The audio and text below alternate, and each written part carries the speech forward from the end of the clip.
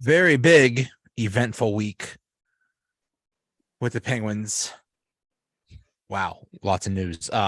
We will start. Let's just start chronologically. Last we talked, I believe it was last Monday, and that Tuesday, the 29th, they played Carolina at home and lost 3-2 in overtime. At home, I was at the game. I'm starting to think I'm a jinx. Still gonna go to games, but hey, starting to think I'm bringing the team down or something. I think it's maybe I'm not wearing the right hat. I think that's the issue. You're not the right hat or not the right jersey, because that's important. So, do you have superstitions when you go to games? No, nothing I do or any fan does has anything to do with how the team plays. Stop it! What are you talking about? I have nothing. I'm telling you, nothing. Even the players' superstitions are stupid.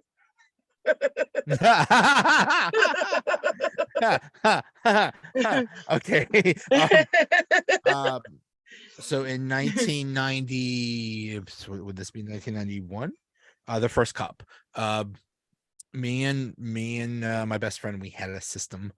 On home playoff games, we would watch it at his house. On away playoff games, we would watch it at my house. When it was game 6 against the Minnesota North Stars, we decided that we needed to sit in a certain way. We needed to sit Indian style, like with our legs like crossed. We did that the whole game, 3 hours, because we were so scared, and they ended up winning at 8-0 or something like that. So I believe us. Yeah, but now think about all the other fans and what they're doing, and if they're not doing it like that, they're not doing it right. I'm the one doing crazy. It right. That's crazy talk, Joe. I can't handle that level of crazy. Anyway, so so the game against Carolina, Letang did not play. They said because of illness, and they looked okay. They did all right in the first period. They were down 2-1, and they pulled the goalie. They came back and tied the game late and sent it into overtime. And then a really weird thing happened. It was a terrible call. Basically, they boarded Rust, and the Penguins just stopped playing, and the play did not stop. They were horrible the whole game. I don't know what game you were watching. You were there. You saw it. They weren't into it. I didn't see them into it at all. Sydney came out, scored in the first, and then we went down 2-1 coming into the third. The only notes I have for this game was Sully makes me angry, and I don't know why I wrote that. It's under the lineup. I think it might have to do with putting Dumo and Petrie for the first pairing, and then just not into it today. Yeah.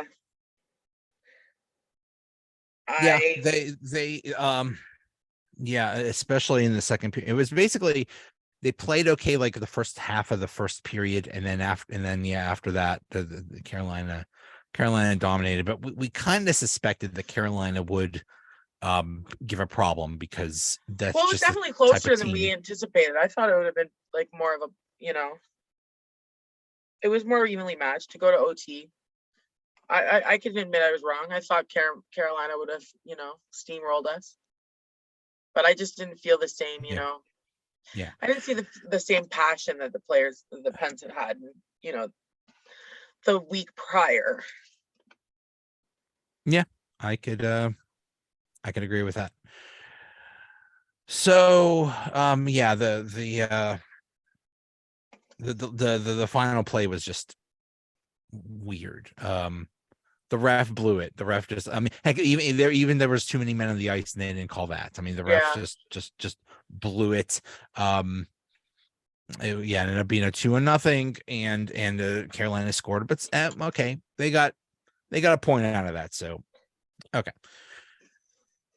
Okay. Then the next day, we get the news that Kris Letang suffered a stroke, and then he's out indefinitely. Mm-hmm. And that he wasn't feeling well, something didn't feel right, and he was immediately treated for a stroke. And we don't know when he's going to be back. And yeah. So I'm just going to say this. I'm no medical expert.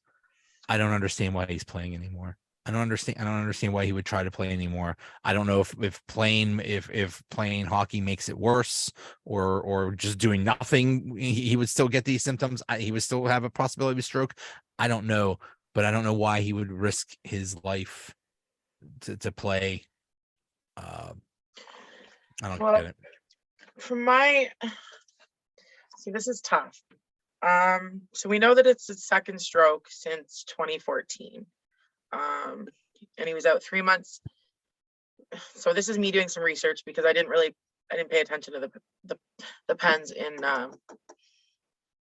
it was 2014 when he had his right, yeah, and he was out for 3 months. He was back on the ice, and he'd been pretty healthy. He did have the neck injury, wasn't it? And he was out for some time there, and then it affected his play for a while. Like, he just wasn't himself for a couple seasons. He started getting his mojo back, and he was actually playing really well. So far this season, he hasn't been himself again. And then he suffers this now second stroke. And I think much similar to like heart attacks and heart issues, when you suffer multiple, it kind of weakens your system, and you run a higher risk of having more and them being more severe. So that's definitely something that needs to be considered. That being said, we don't know the level of the stroke he had. If it's something that he didn't really notice, is like if he didn't really notice it when it happened, that he just felt the after effects, maybe he can play again. This is a decision he's going to have to make with his family, his wife, his doctors. But it's tough. It's really tough because this is his livelihood, right? And he just committed to the Penguins for another 6 years, and it's not really a place for anyone to say, what he should do or shouldn't do. This is on him and his, his circle, his people to decide. And I think the only thing that we can do is just support him and his decision, and hope for the best when it comes to his health, because at the end of the day, health is number one. Hockey only lasts for so long. Okay, so say he does play till he's 40, he still could have another 40, 50 years of life after hockey. And you want to have quality years. This is a sensitive subject to me because of the issues of concussions. Like, when players get concussions, we don't know the long-term effects of multiple concussions. And for example, Sidney, he's had several. Every time he steps on the ice, I get nervous. I'm worried every time. And I literally get sick whenever he goes down. So I couldn't imagine, what it would be like to be in that position, to be the player and be like, what do I do? My body is telling me no, but my heart is telling me yes. It's going to take some reflection. It's going to take some opinions through his medical team, some soul searching. And I really hope he doesn't rush the decision, and he decides what's best for him and his family, and for him and his health in the long term. And honestly, I will not be mad if he decides to retire, and I won't be mad if he decides to play. I just hope that he comes to this decision without any pressure and he feels good about it. And honestly, I've been really torn up about it because it's scary. So, I'm gonna cry now. I'm emotional too. It's so scary. I mean, really, the reality is any player can have something horrible happen to them at any time during a game, and just with no history. they could just hit the boards wrong or something like that and break a neck, and something bad could happen. So they're carrying this risk, and all the good thing is that they are aware of it. He's aware of it. He knows his body very well. He's a world-class athlete. He knows when something's wrong. One of the biggest issues when having a stroke is catching it in time. The longer you wait, I think I saw that every minute that you have a stroke, you lose 2 million brain cells or something like that. So it's, catching it in time is extremely critical. And he's on top of it. The medical staff is on top of it, and whatever they decide that he can come back, if he can come back, that's, I guess we just have to support that. I agree. He's had a long career. He's had a long, successful career. If it ended today, that's still a wonderful, successful career that he's given this team and this city many things and many blessings. So if it just ended now, that's more than enough. He's done more than enough. So you just hope for the best. Yep. Yeah. Yeah. Yeah, it's an emotional subject. I'm close to crying myself. On Thursday, they played Vegas, and I don't remember what we said. I don't remember whether we predicted a win or not. I think I predicted a win and you predicted a loss or something like that. I don't remember. I lost my notebook. I threw it. It's okay. I don't even know.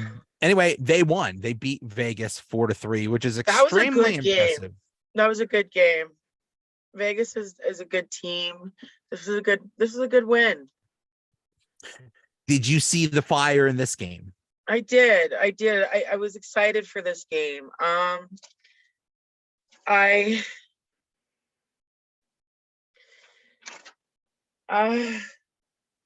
For pieces of it, it started out rocky.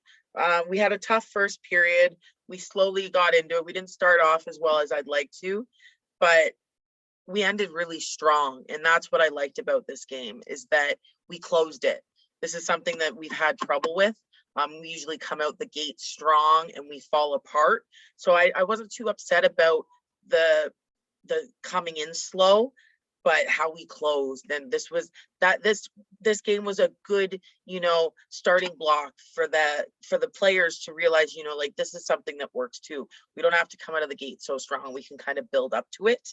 And we can come back from being down 2-0 against, a top 5 team. I think Vegas is 3rd right now in the league. Yeah. And win it. And our boy Kapanen got the game-winning goal, and that was his first goal since coming back. I think Kapanen came back. Yeah, Kapanen came back to the lineup in Carolina, and he really didn't do much that game. He was probably really nervous. No doubt he was nervous. I kept my eye on him as hard as I could because I'm like, are you already? And is it too soon? But he got the goal, and I was really happy. I remember I sent you a message right away on Twitter. I harass you every time Kapanen scores. But it was good. I like this. So it wasn't like the most complete game. Like I said, there was holes in the game. And it was just a really good building up. So from the beginning to the end, from how they started down here, but they ended up here. You know what I mean? That's what I want to see. I don't really care how we start. You know what I mean? Just start, get going, find your momentum and then build. This was probably my favorite game for that this season so far. One thing of note in this game is they actually scored on the power play, which has been god awful. My goodness. I think in 14 power plays, they only caught 14 shots or something like that, which is just I was just so horrible. Yeah, they It's like to pass on the power play. It's like they're nervous or something.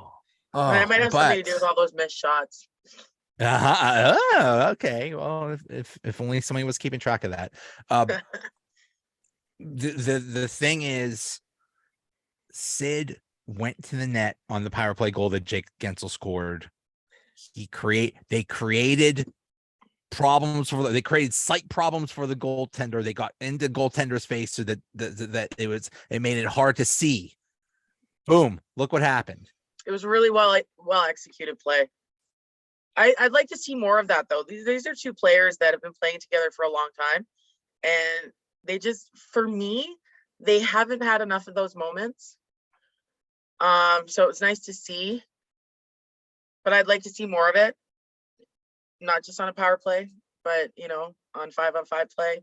And yeah, top line hasn't really been doing it for me this year, I'll be honest. What about P.O. Joseph? He's not doing it for me either. Really? I'm thinking he's doing better. I know, I see everybody talking so like, oh yeah, he's so great. But I mean, where's he at? Hold on. He's first for turnovers for the last 3 games. Wow. He's caused more turnovers than any other player in the last 3 games. So like everyone's saying, oh, he's setting up opportunities, this, that, and the other. He's not getting the job done. So like, I'm not sold on him yet. Not a fan. I'm not a fan. Okay. Where else is he? Yeah, it just like, I don't know how many games he's played for us. Can you check that actually, quick? How many games has P.O. Joseph played? Hasn't he played in all of them? Maybe. I'm checking. What do you think about how Jari's been playing? Better.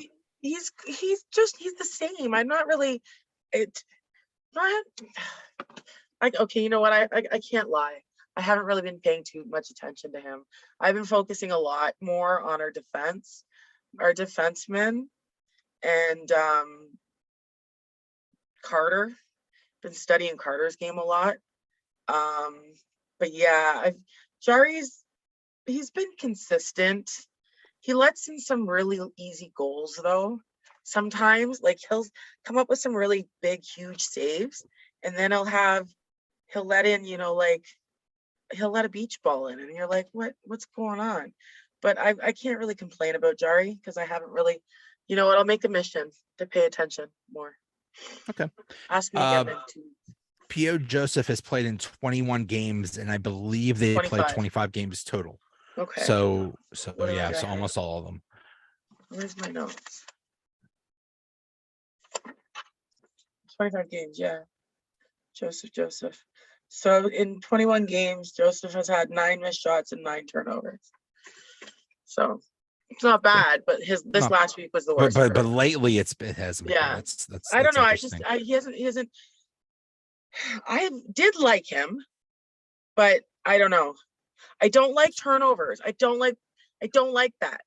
So it looks like the defensive pairings now are basically Petrie moved up to where Letang was. So it's Petrie and Pedersen, then Ruta and Dumoulin, and then the third pair is Ruedel and P.O. Joseph. Yeah. Well, he had Dumo and Petrie up on the first pairing for the first 2 games last week. Okay. But then Dumo, God, I love you, Brian, but you're not a top pair anymore. You're just not. But he has improved. He has improved. He's not making as many mistakes. So let him stay down there. Pedersen's a better defenseman. Pedersen does make his fair share of mistakes, but his game's more complete and he's got more confidence. I'm gonna have to watch. Like I said, I'm still kind of premature in my notes. I like to have more games before. I can't really, you know what I mean? I can't go off like 10 minutes, 20 minutes. I need 2 hours of time to talk about. Yeah. Okay. Then on Saturday, They are home against the St. Louis Blues, and they won 6-2. Now, what do we know about Vegas, and what do we know about St. Louis? They are bigger teams that are slower, and the Penguins do well against teams like that. Yeah, St. Louis It's is kind of bad though. Did you not watch? well, St. Louis is bad, and they have an idiot goalie, but the style of teams is they're not quick teams. It seems like the Penguins have problems with teams that are quick, and Vegas and St. Louis are not quick. That was my point. Oh, I see what you're saying. Yeah.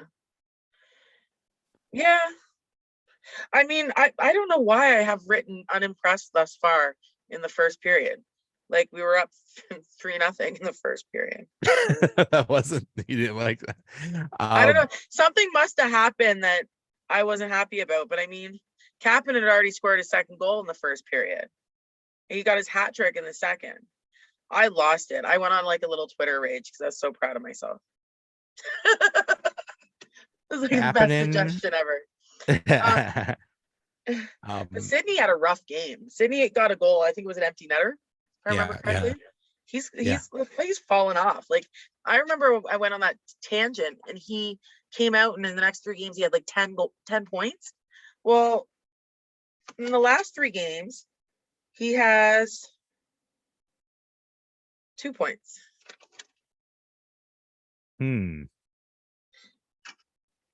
Yeah, if I'm getting this, yeah, I think so. Wait, yeah. And in the game against St. Louis, he had 8 shots, which was more than any other player. I know, I love that. That excites me. That excites me more than anything. But they got to be quality shots. They got to be quality shots. But yeah, the big thing is Kapanen with 3 goals, and as he said himself, those were the easiest goals you're ever going to score, because he did this insane, crazy concept of going to the net. He's probably been told that like 80 billion times, and he finally listened. And that's all he did. Just probably did not enjoy sitting on the bench and watching everyone else play, or sitting up top, and watching everyone else play when he technically on paper is better than some of the players playing, or could be better. So it's tough. Like it's tough to do as a coach, to put out a player for a substantial amount of time, but it's your job to do it. And if it works, you get over it. Now, sure, Kapanen scored 4 goals in the last 2 games. I want to see this continue. I want to see him keep building off this. Now, I'm not expecting 3 goals every night. I'm not even expecting 1 goal every night, but I want to see him creating chances. I want to see him being involved in every play and not making mistakes. And if he makes a mistake, I want him to see him make 2 good plays to, erase that mistake. 2 rights to get rid of that wrong. You know what I mean? Yeah. Like, for example, he had 1 turnover in Saturday's game, but he had 3 goals. And I'm like, I don't care. You can have 3 turnovers all night long as long as you're scoring 3 goals. I don't care. But I think that what happened here was it was a good confidence booster for him. And I hope he just doesn't decide, oh, that's enough. I've proven to myself. I want him to keep this up, because this is he's got it in him. He's definitely got it in him. He showed it to us. And I know St. Louis isn't the best team and their goalies aren't the best, but he can get the job done if he puts his mind to it. And he put his mind to it, and he got the job done. Just get to the net. Stop hanging around in the perimeter and go to the net. It's that simple. It's a confidence thing. Some people are afraid. Players are afraid to try and score, shoot, and not score, and look like, end up on my list of shame. He has the physical skills. He's usually the fastest player on both teams. The talent is there, and hopefully this is the boost he needs, and he's still on that third line. If they get a third line that actually scores. That's a best case scenario. You said you were watching Carter. Is he? What are you seeing? Carter needs to retire. I agree. He's I don't know, man. It's so easy for me to talk crap about Carter because like I've always had a bad taste in my mouth for him. Not as a human being, just as a player from, history, his history, his resume, I should say. But in Pittsburgh, it's been tough because he's been very clutch for us in the past. And I don't know, he could be going through something personal. Like, you see it in other players' games when they're not playing very well, something's going on. You know it, because they're just off their game. But he's just not, he's like a shell of the player he once was. And he's like, it's like he's kind of like Gino, in the sense where Gino kind of was going through the motions. You know how we talked about it, not this year so much, but in prior seasons, the last couple of seasons, Gino was just kind of going through the motions, kind of seeing that in Carter. I don't know if he's working with, tired muscles, sore bones, old age. And I make that as a joke. He's not old, but in hockey he is. Something's going on there. And if I were Sullivan, I'd be on that. And being like, hey bro, do you need a little bit of a break? Because we can bring up a player. I mean, Heinen's been scratched. I don't know why he's scratched. Heinen's made the least amount of errors than all the players. I don't know. And he gets benched. I don't know, and it's like, I know you want to have the size, the Carter size on there, and I know Carter, he'll get involved a little bit here and there, but you got to do something with it. We need to resolve the issue with Carter.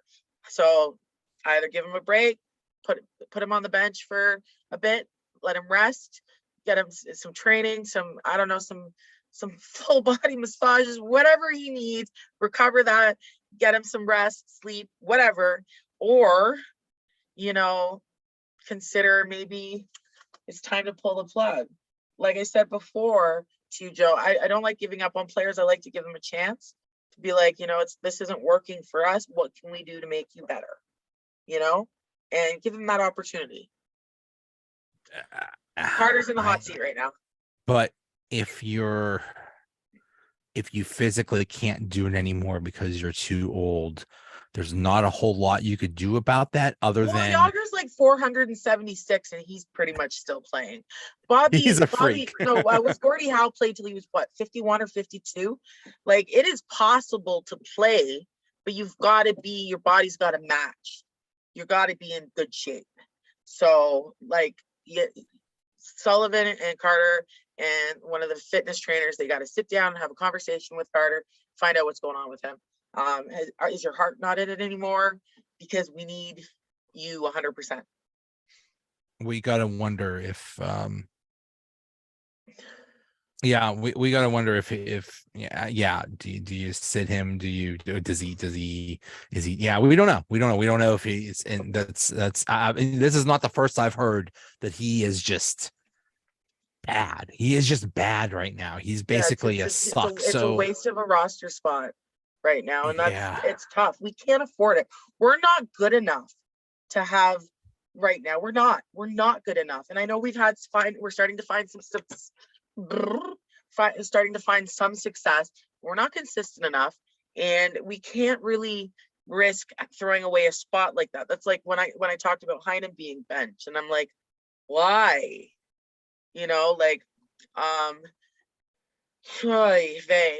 Definitely Carter's in the hot seat. Something needs to be done with that. What? I don't know. I watched him play. I don't know it's hard to tell if he's nursing an injury, if he's hurt. It's really hard to tell if he's out of shape.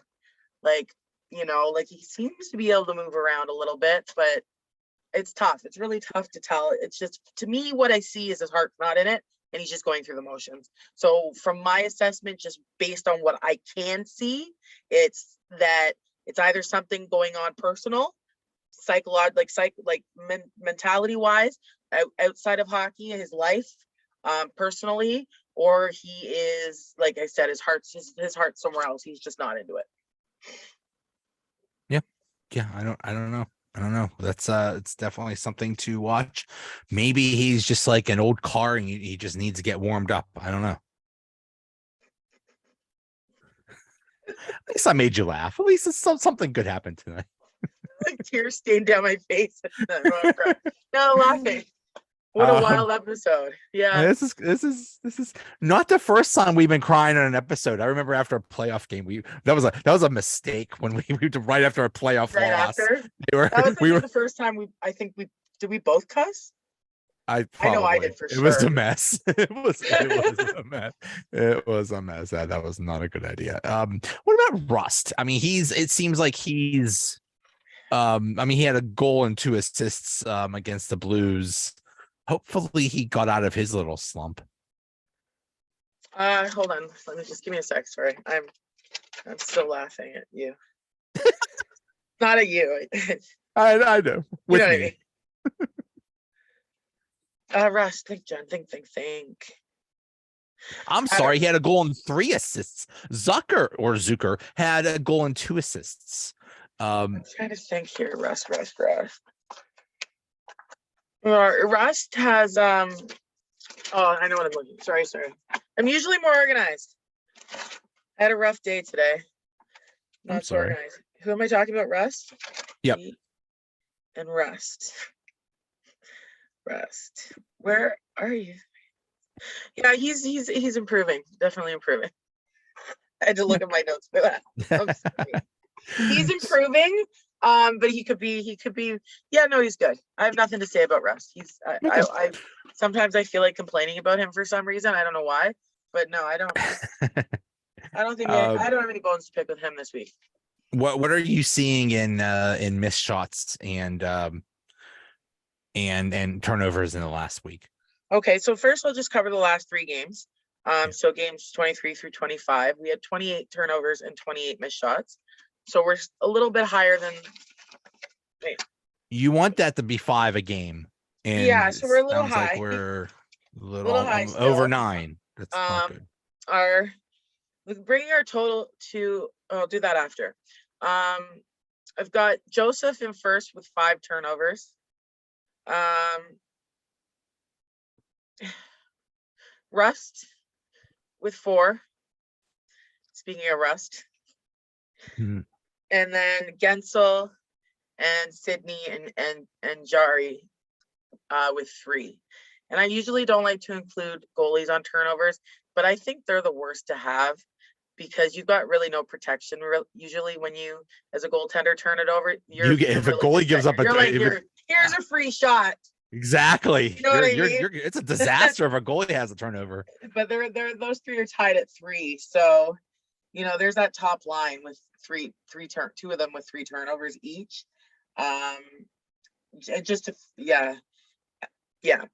Missed shots, we've got Gensel with 5.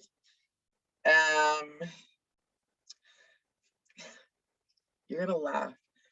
Raquel with 4. And Sydney with 3. Tied with Pedersen with 3. That's our top line right there.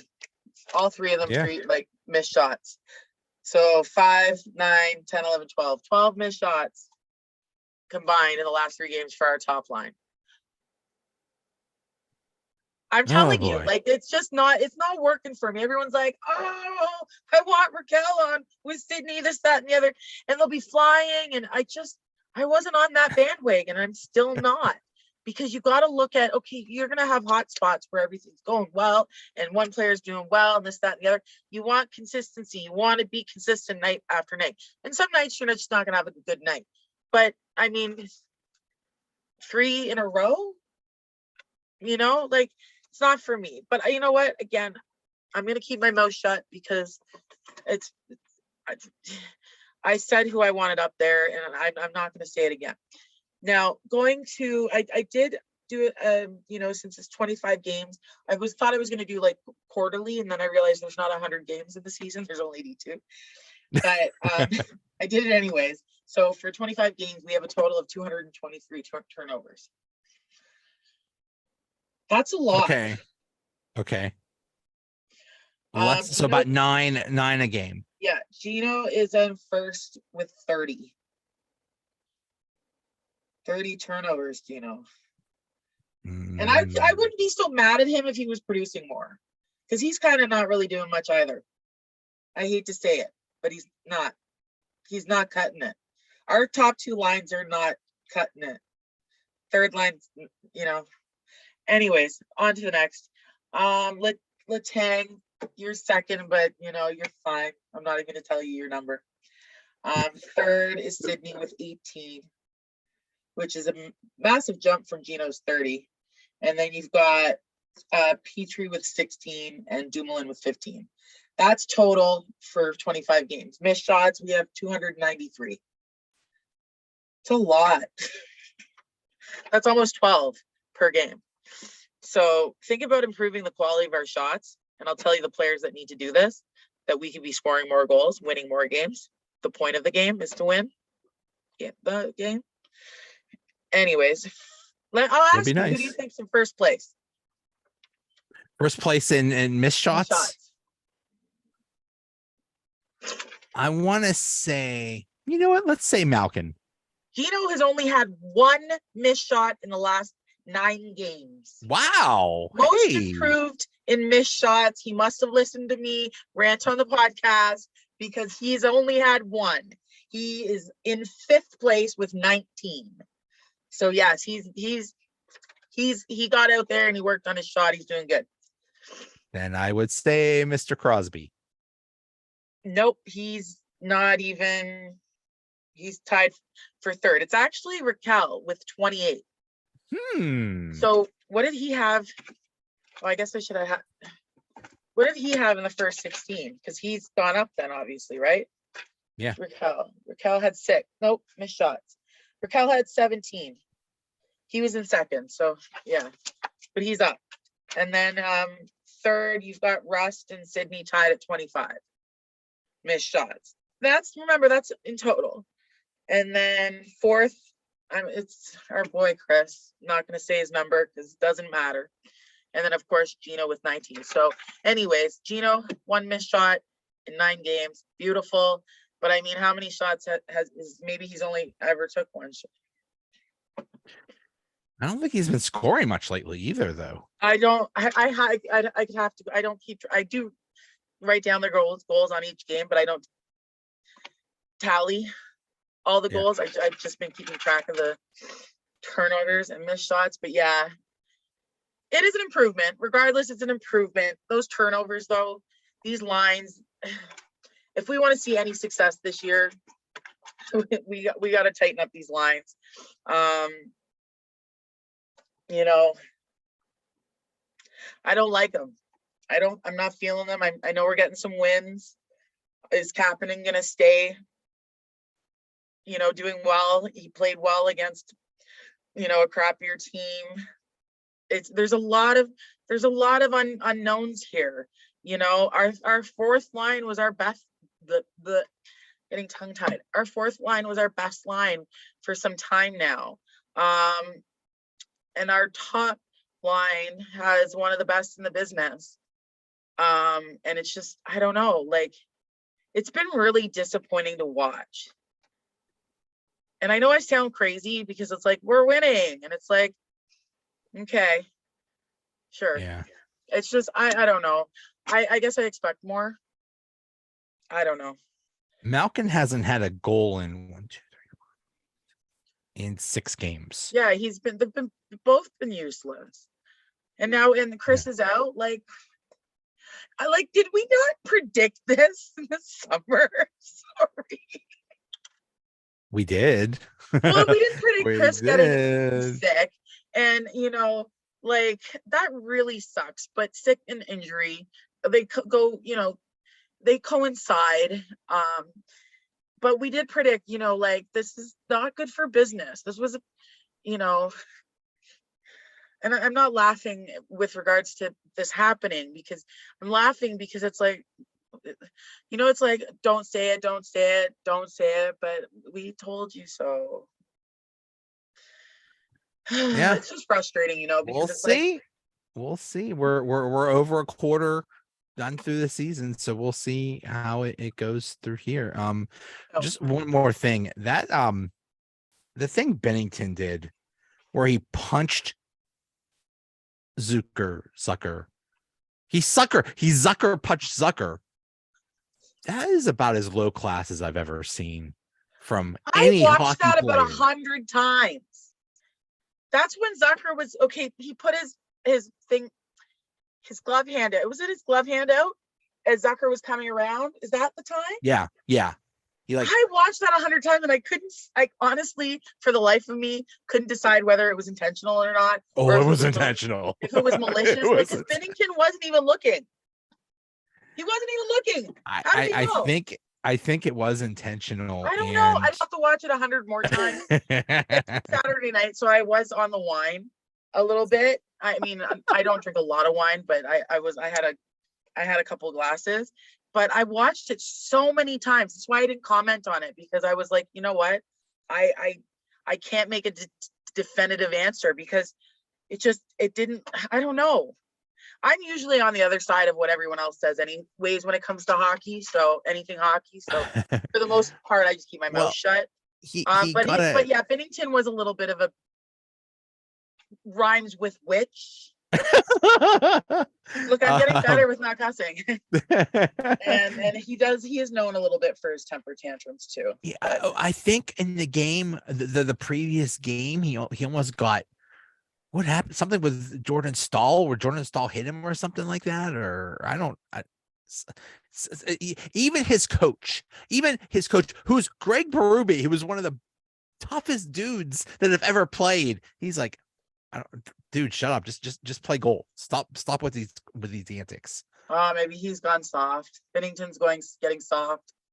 It's possible, Yeah. So Bennington got a 10-minute misconduct. I think it was called for incitement or something like that. I don't even know. I've never even heard of that. But he was yelling at the Penguins bench. Yeah, I remember that. And just like the Penguins. We don't know what you're saying. What did we do? Again, I'm gonna say this. Play devil's advocate. We don't know what's going on in a player's head. What's going on in their personal lives, what they're living with, and we have to be more, sometimes a little more compassionate. That being said, don't punch a Pens player in the face. Don't punch, yeah. Or you're gonna hear about it. Yeah. Or we might stick Gensel on you. What was that? Gensel fought. Who was it? It was like they kind of wrestled a little bit. I forget. I was so proud of Jake that day. I'm like, you just do whatever you got to do, Jakey. Hey, it's like when Pettersson got in that fight in the Flyers game. Like we know you're gonna get your butt kicked, but go in there and do what you got to do. Do what you got to do. Though. Exactly. That was absolutely funny. We do need to you know what? Oh, actually, before we go, we are overtly physical. We are out hitting teams like crazy. We put way too much focus into hitting than we do into scoring goals. We need to, oh my God, I'm so sorry. I wrote this down. Joe. Okay. We need to focus less on hitting. We don't need to be that physical. We need to focus more on setting each other up for goals, communicating, pushing the puck, up the ice. But maybe one leads to another. Maybe being more physical is causing them to be more in front of the net. It's too much, though. It's too much. When you've got 54 hits, it's not the playoffs. 54 hits to 23 hits was one of them. It's too much. Okay. This is how hurt. We've got some aging players on this team. This is how people get hurt. We need to play a little bit smarter in that regard. That's all I'm saying. Take it easy. You're old. I know, it's so funny. They're like 35 and we're like, yo. Right. Yeah. Looking at this week, they are home against Columbus and then a home and home with Buffalo. They're at Buffalo Friday night and then back to back. I guess they both share a plane from Buffalo. That would be interesting. That would be interesting. That's And funny. then next Monday they are home to Dallas. So I mean, Columbus is a mess, and Buffalo is just their usual suck. So this might be a 3-0 week. Really like I know it's watching not going to Buffalo. be. I think Buffalo will take one of those games. Probably. Yeah, Probably. they've been fun to watch. I mean, I'm looking forward to watching us playing New Jersey because New Jersey's been something else too.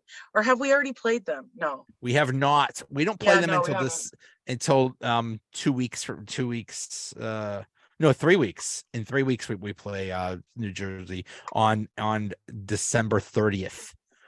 Yeah, that's going to be. Ooh, I have a feeling that's going to be a massacre. I have a feeling they're gonna skate circles around us, but just a guess. Yeah, well, yeah, they're pretty quick too, eh? Yeah. Yeah, Yeah. you know what? I should But watch. You know what? I should do some homework and watch a few of their games. they are. Yeah, they're. It's just cool to see because they've been so bad for so long, and it's cool to see Yeah, them put it all together. Um, yeah, I don't know what's Dallas doing. they're Is up there Dallas? too. Apparently, Jamie Benn's on fire this season, and he's been like, Hmm. he's been dead. I thought he I was. mean, they're first in the Central. They're 6th overall. Yeah, yeah, very very impressive. So Seattle's that's 5th overall. What's going on? yeah, Seattle's good. What's up with that? I love it. That's okay. It's got a couple of our favorite boys from Pittsburgh over there. Let them have some fun. And the Rangers are having problems. I feel so bad for them. That's just terrible. This is such a couldn't happen to a nicer group of people, especially Truba. What that Everybody hates Truba and I like him. It's like everybody hates Marchand and I like him too. The thing with Truba is, he walks a fine line. He gets away. He pushes the envelope. I actually commented on one of Josh Yohe's whiny little complainy. Sorry, it just pisses me off. Talks about, anyways, I won't get into that. But Truba he plays his role well, and I don't think he's out. I honestly don't think he's trying to kill players, but he walks on that line, that fine line. hey, And if the intent is just to deliver a hard, clean, legal hit, bro, do your thing. I hate it because it's happened to us, but still, if it's clean, hey, it's clean and legal. but most of the time his hits are clean. They're fine. They're right on that. They're right on the line. He does his job well. And what it ends up doing is he's do we play New York yet? We have not, but we play them on the 20th. Okay. Well, we'll talk more about Truba when we play him. But I'm not a Truba fan, but he does his job well, much like I said about Marchand with his mental game aspect. Like, I'm telling you, like, these are players that you've got to watch out for because they do their job and they do their job well and they walk on that line. And those players that walk on that line that actually have a little bit of skill too, especially in Marchand's case, Tom Wilson. They're dangerous players, and you can't, you see fans all losing their mind. Oh, he's dirty. He's he's gonna kill someone, and it's like, bro, these are players with knives strapped to their feet. Someone could get hurt every night. I'm so tired of people complaining about, how dangerous this game is. It's dangerous just stepping on the ice. Yeah, but sometimes they do cross the line. Oh, absolutely. And I've seen Pittsburgh players cross the line. Oh yeah. Oh yeah. So it's like, you can't be all against one side and be like, oh, I remember one media person was just going off about one other player who all he does is whine and complain. And I'm like, I mean, and it was a Penguin. Calling the kettle black there. Oops. Yeah, I'm like, wait, but, and it's like, and I'm not, hockey's a beautiful game. It's an emotional game and it's a dangerous game and it's exciting. But if you can't enjoy all aspects of it and you want to pick apart certain things and you can't see the beauty in it all, it's not for you. You know, it's like people saying the pick apart fights every night and hits every night. It's like, why are you watching it? Golf. I mean, there's a golf TV channel. It's 24-hour golf. Hitting is part of the game. And it is, but you got to watch. There are those players that you can tell are intentionally being malicious. yes. And those, they need to go. Yeah. Lemieux. Right? The Lemieux idiot Wayne on Simmons with the Kings. didn't he break Dumoulin's jaw? Was it Dumoulin's jaw? I don't think, maybe. I Wayne Simmons has done something before, but I don't think it was it Dumoulin? No, it was someone. He was wired shut, for Christ's sake, and that was intentional. I did a thread on it. I'd have to look it up. Anyways, all I'm saying is, with regards to Trouba, most of his hits, and I've studied them, they're clean. Always feet left the ice. Well, when your momentum, velocity, all the technical things, when there's an impact, you're going to bounce. There's going to be a little bit of a bounce. It's not like you fly, you jump off to hit. It comes on that impact. So when you're both going to raise. So it's like, I stay off Twitter now for the most part. I pop on once through the games. That's good. Stay but off I'm done with Twitter. It's a hellscape, a fiery hellscape. It's just not fun anymore. And it's just too much, complaining and everything. And it's just like, it's just not fun anymore. So, I come on to post our podcast. I come on for the games and a little bit here and there, but all this, just so much complaining and hate and not for me. The problem with Trouba and Tom Wilson for the Penguins is they don't have anyone like that. No one close. Well, we had Reed for a while, but that didn't work out. Yeah, but he wasn't a skilled player, Yeah. Who could we have though? Who is there? Like, you couldn't imagine Wilson or Trouba playing for Pittsburgh. You know who is Jeff Carter? Jeff Carter needs to save us from the threats. He's a big dude. He is a big dude, but he's a teddy bear.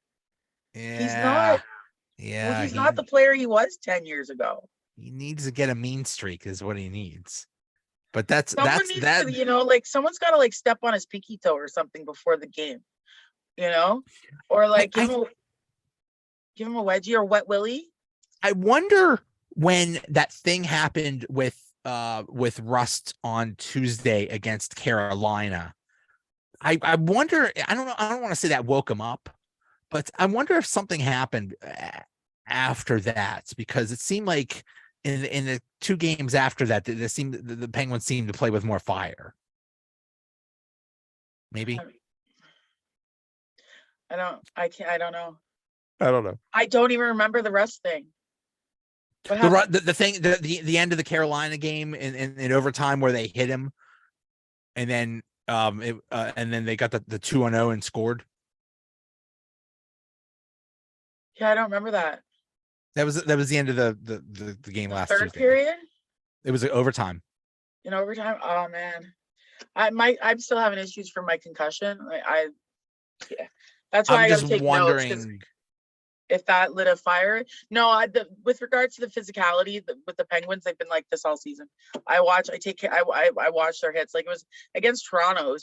They out hit Toronto double, and I know Toronto is not that physical of a team, and it was a game they beat us, and it was like we were just beating them on the on the hitting and rather than on the scoreboard.